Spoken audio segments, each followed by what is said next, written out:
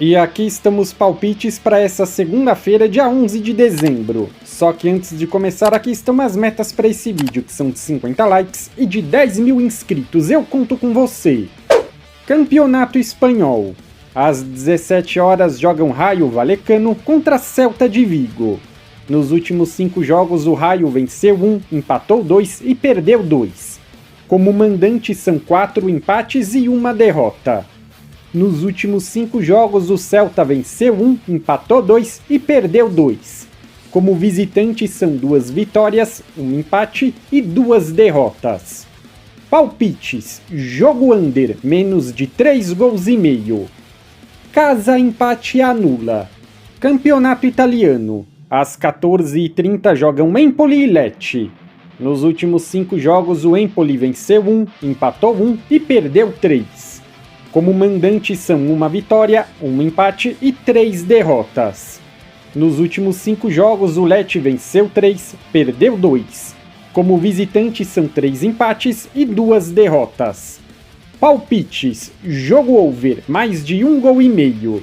Às 16h45 jogam Cagliari e Sassuolo. Nos últimos 5 jogos o Cagliari venceu 2, empatou 1 e perdeu 2. Como mandante são 2 vitórias, 1 empate e 2 derrotas. Nos últimos 5 jogos o Sassuolo venceu 1, empatou 2 e perdeu 2. Como visitante são 2 vitórias, 1 empate e 2 derrotas. Palpites: casa empate anula.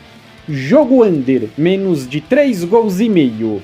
Campeonato Português. Às 17h15 jogam Gil Vicente e Moreirense.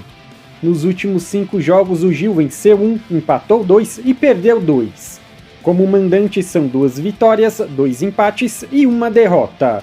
Nos últimos 5 jogos o Moreirense venceu 3, empatou 1 e perdeu 1. Como visitante são 3 vitórias e 2 derrotas. Palpites: visitante empate anula.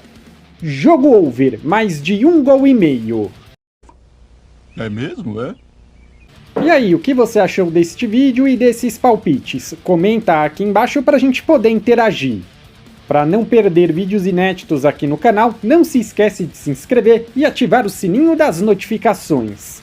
Tamo junto e até a próxima!